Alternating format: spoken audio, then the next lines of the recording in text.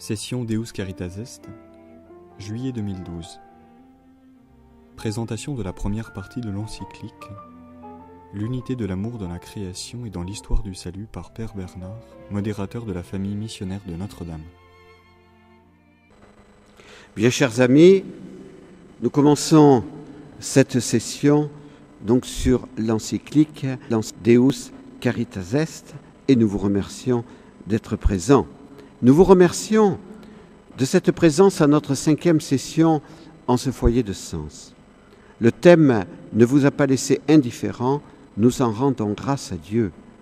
Merci au nom de Jésus et de Notre-Dame-des-Neiges, au nom de Dieu notre Père et du Saint-Esprit, d'avoir bien voulu prendre 3 jours en ce temps de vacances pour réfléchir et prier. Dieu vous récompensera au centuple, j'en suis convaincu. Benoît XVI cite Saint Jean au début de son encyclique. C'est lui, en effet, le disciple que Jésus aimait, qui, dans sa première lettre, écrivait « Dieu est amour, celui qui demeure dans l'amour demeure en Dieu et Dieu en lui ». Première de Saint Jean 4, 16. Le verbe « demeurer » est important pour Saint Jean, particulièrement dans le discours après la scène et la conclusion de son évangile. Pierre, qui venait de réparer son triple reniement par une triple profession d'amour, demandant à Jésus ce qu'il adviendrait de Jean. C'est dans l'évangile l'apparition de Jésus au bord du lac, la dernière apparition qui est rapportée par Saint Jean. Jésus lui répondit : « Si je veux qu'il demeure jusqu'à ce que je vienne, que t'importe ? Toi, suis-moi. » Pierre a suivi Jésus. Il est mort martyr en l'an 64. Jean aurait dû aussi mourir martyr à Rome, mais Dieu l'a miraculeusement protégé. Il est devenu vieux. Il a demeuré davantage sur cette terre, comme Jésus l'avait annoncé. Ainsi, il a pu recevoir des révélations très importantes sur l'île de Patmos à la fin du 1er siècle, dont il a rassemblé l'essentiel dans l'Apocalypse. Il a ensuite écrit son évangile et probablement aussi ses lettres. Il a demeuré jusqu'au début du 2e siècle par la grâce de Dieu pour donner ce grand témoignage.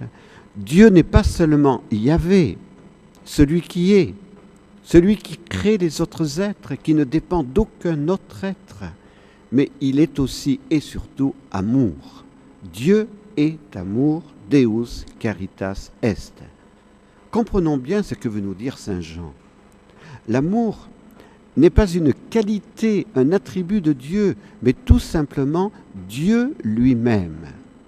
Cette révélation n'exclut pas la première grande révélation à Moïse, je suis Yahvé. Elle n'exclut pas non plus les attributs métaphysiques donnés à Dieu dans la Théodicée, un, vrai, bon, beau. Elle n'exclut pas enfin cet autre nom de l'amour qu'est la miséricorde. Mais au terme de sa vie, Saint Jean, l'apôtre de l'amour, a voulu privilégier ce nom, Deus Caritas Est. L'encyclique de Benoît XVI ne veut pas être une pure contemplation de ce mystère ineffable. Notre pape veut nous parler et parler à l'homme de notre temps et aux hommes de tous les temps, appelés à demeurer dans l'amour qu'est Dieu. Avec Benoît XVI, nous devons savoir répondre à cette question fondamentale. Que peut apporter Jésus aux hommes de notre temps ? Il n'apporte pas plus d'argent, plus de plaisirs sensibles, plus de biens matériels, plus de pouvoir, plus de gloire humaine, mais il apporte Dieu, tout simplement.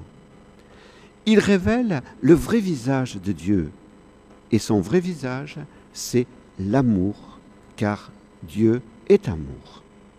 Jésus n'est pas venu sur cette terre comme un professeur de philosophie ou de théologie, mais comme notre Sauveur. Il est venu accomplir notre rédemption en nous révélant que nous sommes créés par l'amour pour vivre éternellement dans l'amour. Par la rédemption par la croix, il nous rachète de nos péchés et redonne la capacité d'aimer comme lui. Quelle œuvre merveilleuse que l'œuvre de la rédemption. Puisse cette session nous faire entrer dans l'action de grâce. Par la grâce de Jésus, je suis capable d'aimer comme lui. La révélation de l'amour de Dieu est urgente et actuelle. Dans un monde où l'on associe parfois la vengeance au nom de Dieu, ou même le devoir de la haine et de la violence, écrit Benoît XVI dans l'introduction, c'est un message qui a une grande actualité et une signification très concrète. C'est pourquoi, dit Benoît XVI, dans ma première encyclique, je désire parler de l'amour dont Dieu nous comble et que nous devons communiquer aux autres. Par là sont ainsi indiquées les deux grandes parties de cette lettre profondément reliées entre elles.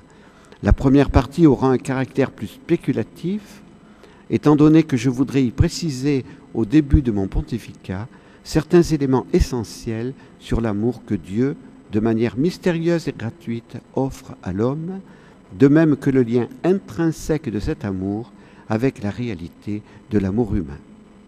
La seconde partie aura un caractère plus concret, puisqu'elle traitera de la pratique ecclésiale du commandement de l'amour pour le prochain. La question est très vaste. Un long développement dépasserait néanmoins le but de cette encyclique. Je désire insister sur certains éléments fondamentaux de manière à susciter dans le monde un dynamisme renouvelé pour l'engagement dans la réponse humaine à l'amour divin. Nous allons approfondir aujourd'hui la première partie de l'encyclique. Son titre exprime bien le contenu, l'unité de l'amour dans la création et dans l'histoire du salut. L'amour qu'est Dieu est le principe unificateur de tout ce qui existe.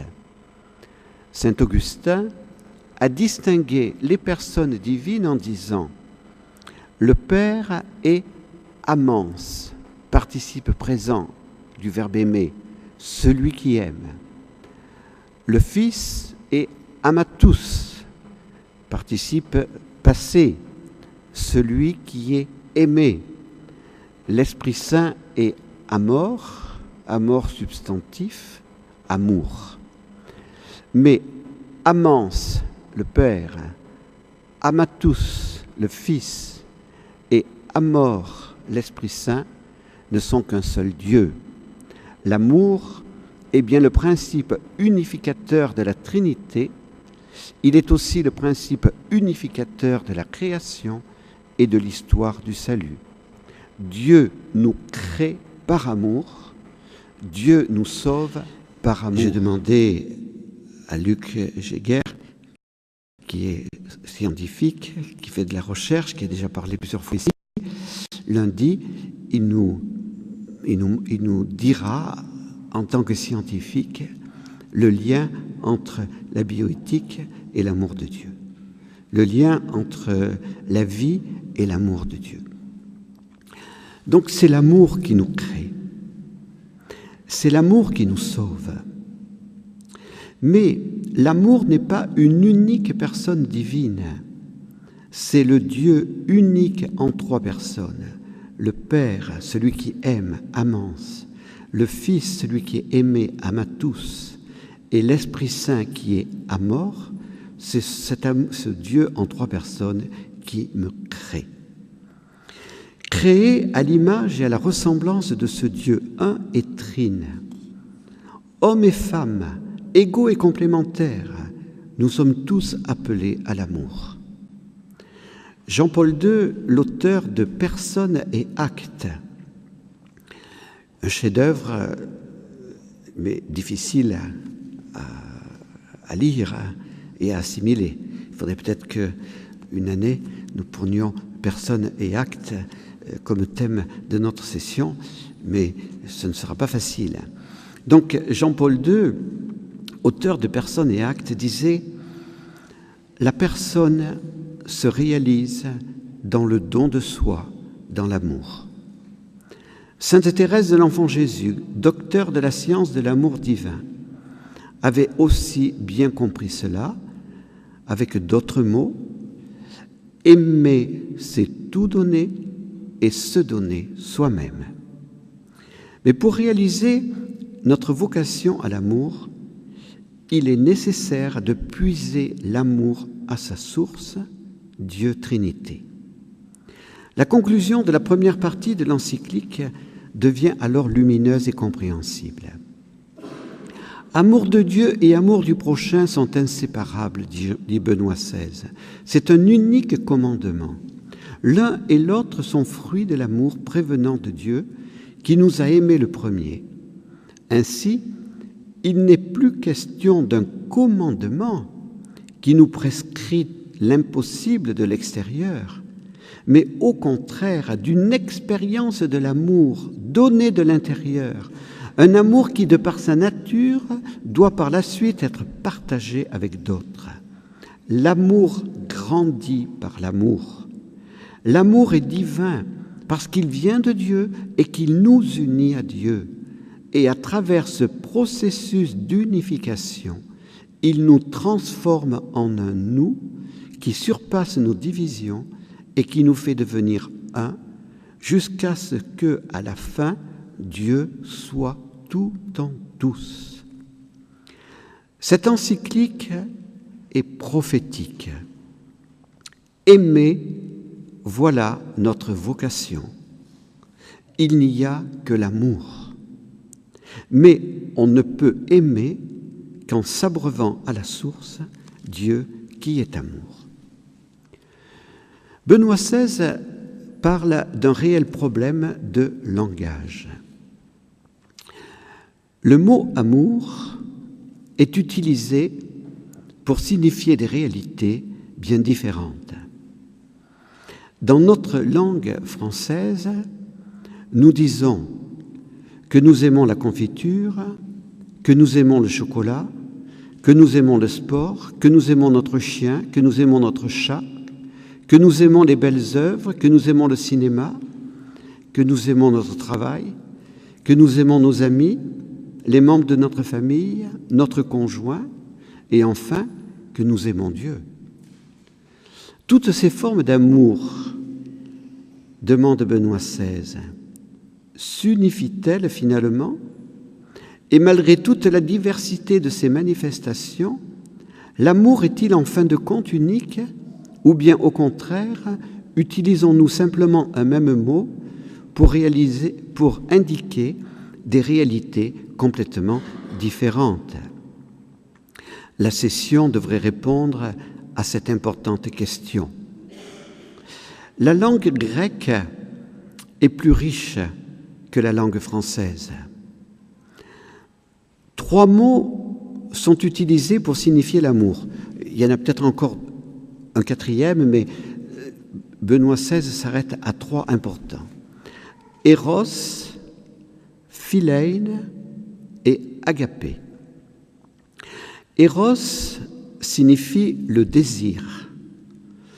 On en a retenu dans notre culture actuelle, ou dirions-nous d'une façon plus vraie, notre anticulture, que le désir charnel. Donc quand on parle d'éros, on parle érotisme, et on ne voit qu'un éros défiguré. Philein est, pourrions-nous dire, l'affection, l'amour d'amitié. Agapé est traduit par amour de charité, don de soi. Benoît XVI va surtout retenir Eros et Agapé pour nous faire découvrir la différence et l'unité. Oui. Benoît XVI a fait une longue et lumineuse analyse d'Eros et d'Agapé afin d'aider les hommes à redécouvrir la signification originale de l'éros dans le plan de Dieu créateur et de montrer que ces 2 manifestations de l'amour ne se combattaient pas nécessairement, mais pouvaient et devaient être vécues dans l'unité de la personne. Benoît XVI a finalement démontré qu'Éros et Agapé sont différents mais complémentaires et qu'ils doivent exister l'un et l'autre dans la personne humaine qui a un corps, un cœur et un esprit. Avant de présenter la pensée de Benoît XVI, je voudrais faire cette petite considération personnelle qui, je le crois, n'est pas en opposition avec la pensée de notre Saint-Père. Adam et Ève, avant le péché originel, dans l'état de sainteté originelle, aimaient dans l'unité parfaite d'éros, philein et agapé. Éros n'était pas en eux une passion mauvaise, mais une passion amoureuse, bonne, voulue de Dieu. Le péché originel a brisé l'unité entre éros, philein et agapé. Benoît XVI parle des défigurations de l'amour dans l'histoire humaine. L'une des plus grandes défigurations a été la prostitution sacrée, perversion de la religion à laquelle ne pouvait que s'opposer l'Ancien Testament, dit-il.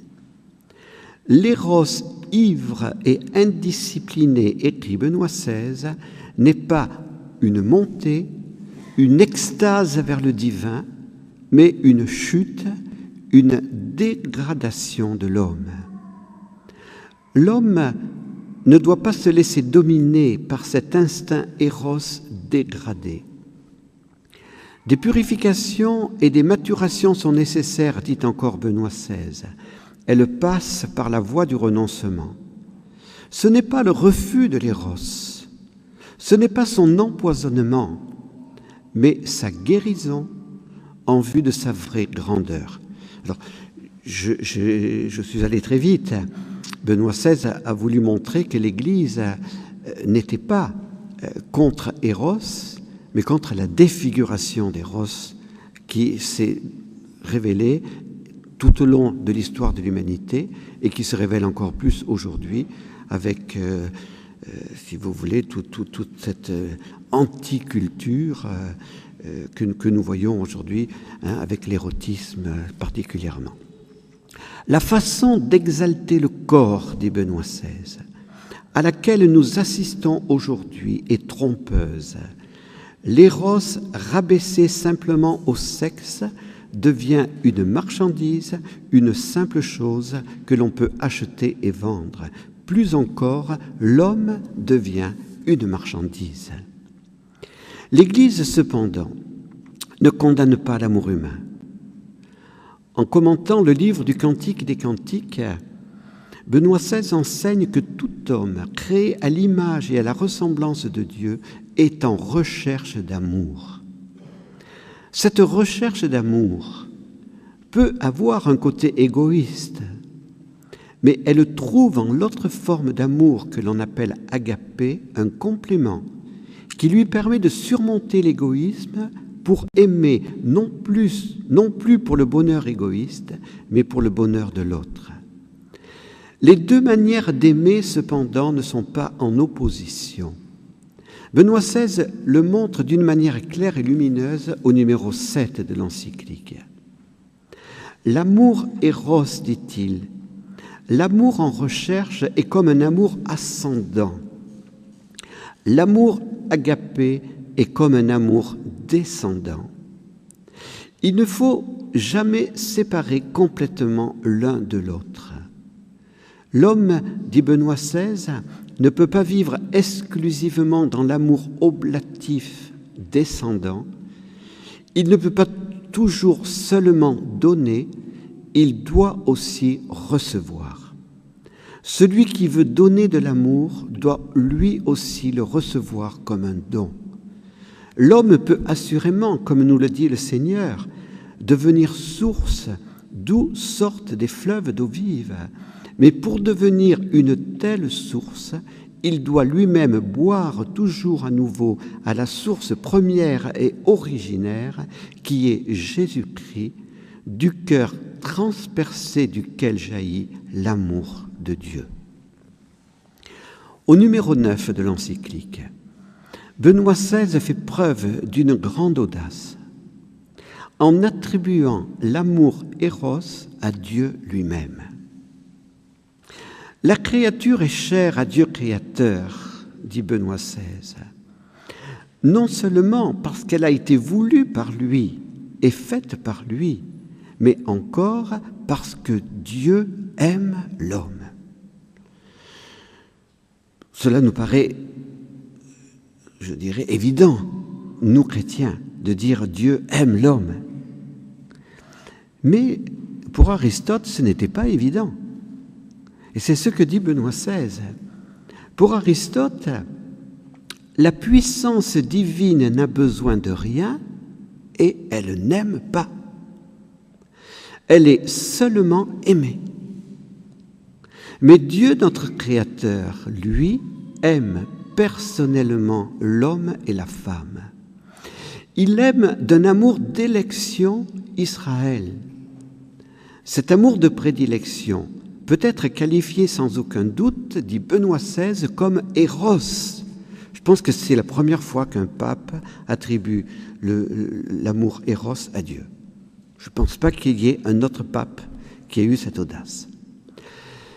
Mais il est en même temps, dit Benoît XVI, et totalement agapé.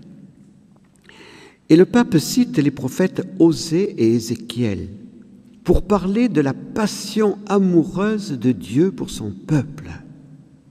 Que veut signifier le Saint-Père? Tout simplement ceci: l'amour de Dieu pour l'humanité, l'amour de Dieu pour Israël, l'amour de Dieu pour chacun de nous n'est pas un amour distant, froid. Non, l'amour de notre Dieu est l'amour passionné d'un Dieu amoureux. Peut-on se scandaliser d'un tel amour? Sainte Marie-Madeleine, Saint Bernard ne s'en scandalisaient pas. Dieu Tout-Puissant n'a pas besoin de nous pour exister, c'est un fait. Mais il nous crée librement et il veut sceller un pacte d'amour avec nous. Ce pacte prend le nom d'alliance, de mariage entre Dieu et l'humanité. Dieu est devenu l'époux d'Israël. Jésus est l'époux de l'Église. Dieu aime son épouse d'un amour passionné. Cet amour passionné, Benoît XVI ose l'appeler Eros. Mais cet amour de Dieu est aussi totalement agapé. Le Créateur de toutes choses est quelqu'un qui aime avec toute la passion d'un véritable amour. De la sorte, l'éros est ennobli au plus haut point, mais en même temps, il est ainsi purifié jusqu'à se fondre avec l'agapé. Quelle profondeur de pensée dans l'esprit d'un des plus grands papes théologiens de l'histoire de l'Église. Quelle pénétration du cœur de Dieu! Benoît XVI est un très grand intellectuel au cœur brûlant d'amour. La conclusion du passage le plus difficile de l'encyclique est absolument lumineuse. Le Cantique des Cantiques, reçu dans le canon de la Sainte Écriture, a été très vite interprété comme des chants d'amour décrivant en définitive la relation de Dieu avec l'homme et de l'homme avec Dieu. En se fondant sur la révélation, Benoît XVI peut répondre aux critiques contre la soi-disant rigidité de l'Église. Elle ne veut surtout pas empêcher l'homme d'être heureux, mais lui permettre au contraire d'atteindre la plénitude de bonheur auquel il est appelé. L'homme a été créé pour aimer et pour être aimé. Mais il ne doit pas se tromper de voie. L'érotisme, la pornographie conduisent en des voies sans issue. L'éros ivre et indiscipliné est chute et dégradation. Il conduit à l'esclavage de la chair qui s'oppose à l'Esprit Saint.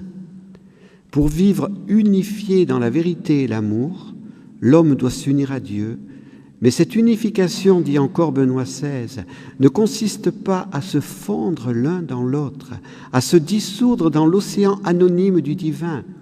Elle est une unité qui crée l'amour, dans lequel les deux, Dieu et l'homme, restent eux-mêmes et pourtant deviennent totalement un. Celui qui s'unit au Seigneur n'est avec lui qu'un seul esprit, dit saint Paul dans la première aux Corinthiens au chapitre 6. Jésus-Christ est l'amour incarné de Dieu. Après avoir montré que les deux dimensions de l'amour, recherche de l'être aimé, éros, et agapé, don de soi à l'être aimé, Benoît XVI, au numéro 12, parle de Jésus en recherche de la brebis perdue. La brebis perdue qui est l'humanité souffrante et égarée, appelée à devenir son épouse. Les paraboles du pasteur qui recherche la brebis perdue, la parabole de la femme qui cherche la drachme, la parabole du père qui va au-devant du fils prodigue et l'embrasse, toutes ces paraboles sont l'explication de l'être même de Jésus et de son agir. Dans sa mort sur la croix, s'accomplit le retournement de Dieu contre lui-même, dans lequel il se donne pour relever l'homme et le sauver. Tel est l'amour dans sa forme la plus radicale. En contemplant le côté ouvert du Christ, le chrétien trouve la route pour vivre et pour aimer. Notre Père fondateur a souvent parlé de la passion amoureuse du cœur de Jésus. La croix est une passion de souffrance, c'est certain, mais n'oublions pas qu'elle est aussi une passion d'amour. Jésus est l'époux divin, à la recherche de ses épouses égarées. Sa passion amoureuse lui a donné une ardeur d'amour qu'aucun fils d'Adam n'avait jamais eue. Il a donné sa vie pour les justes et pour les injustes. Il nous a tous aimés en nous connaissant chacun et chacune et en se livrant pour nous. Chacun peut dire « Je suis aimé d'un amour de prédilection par Jésus ». Benoît XVI n'a pas jugé bon de rappeler dans son encyclique cette vérité historique. Jésus n'a jamais eu d'épouse humaine, il n'a jamais exercé la sexualité, mais il a vécu dans le célibat consacré, en accomplissant parfaitement la 6e béatitude, « Bienheureux les cœurs purs, ils verront Dieu ». En notre contexte actuel de christianophobie, présentons le vrai visage de Jésus et n'ayons pas honte de notre Seigneur, de sa divine innocence, de son cœur si beau et si pur. Pilate avait dit, en présentant Jésus défiguré à la foule, « Voici l'homme, ecce homo ». Nous pouvons dire, « Voici l'amour, ecce caritas ». Jésus est l'homme parfait qui n'a jamais exercé la sexualité, mais qui a aimé passionnément avec un cœur humain. En tant que ressuscité aujourd'hui, il continue toujours à être passionné d'amour pour nous. Dans le chapitre 21 de son évangile, saint Jean nous transmet la triple question de Jésus à Pierre. « M'aimes-tu » ? Dans le texte grec, le verbe utilisé par Jésus pour les deux premières questions est « agapé ». Le verbe de la troisième question est « philein ». Donc, m'aimes-tu plus que ceci, agapé? Deuxième question, m'aimes-tu, agapé, sans plus que ceci? Et troisième question, m'aimes-tu de l'amour d'amitié, philein? Le français n'a pas la nuance, c'est dommage. Pierre, lui, répond toujours « Tu sais bien que je t'aime » en utilisant le mot « philein ». Alors bien sûr, Pierre n'a pas parlé en grec et Jésus n'a pas parlé en grec. C'est saint Jean, l'évangéliste, qui lui a traduit en grec. Mais il a traduit à partir d'une nuance qui existait dans le texte araméen. Ils ont parlé en araméen. Donc, Pierre ne dit pas « je t'aime de l'amour d'agapé », mais il dit « je t'aime de l'amour d'amitié ». Et ça se comprend. Les deux premières réponses se comprennent et on comprend la troisième question.